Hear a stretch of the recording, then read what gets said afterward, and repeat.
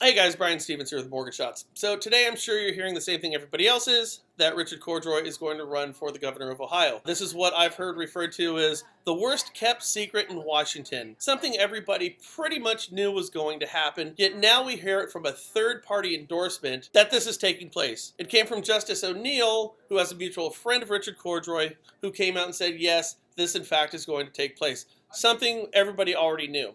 Now the question really becomes is, when is he going to announce his candidacy? Because when he does that, he has to step down as the director. Now the reason why the people of Ohio should be concerned, and here's a quote from one of the articles, it says that Richard's in a unique position to be able to raise money nationally when he comes into the race. Well, of course it is, and we believe over here at Mortgage Shots at the National Real Estate Post that a lot of the actions, especially with these arbitration clauses, have been done to curry favor with those that we expect are going to be donating to his run for governor in the coming months. Once we see that, well, then we'll know the fix is in. Now, here's the point. Even if Richard Cordray steps down, understand that everybody over there at the CFPB was handpicked. You may remember during the election, there was a couple articles that came out that said every single dime that went to a candidate went to a Democrat from the CFPB. Every single person, not one dime went to a Republican or what we would consider a business-friendly candidate out there. It doesn't necessarily have to be Trump. All the money went to groups that support the type of regulatory environment that we have right now. So the president may be able to pick a new head of the CFPB, but everybody who he's going to be governing over at the CFPB is going to be folks who agree with the current structure under Cordray. So that may be an obstacle to overcome. The other part is let's say the new director,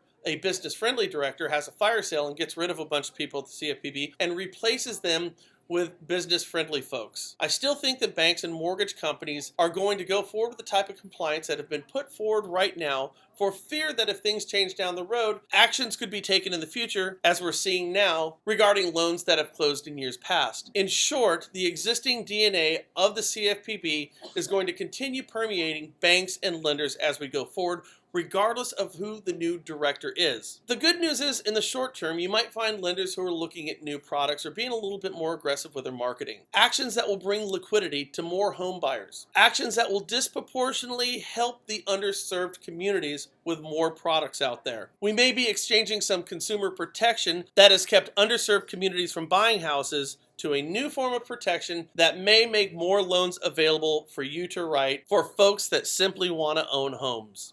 So it is good news.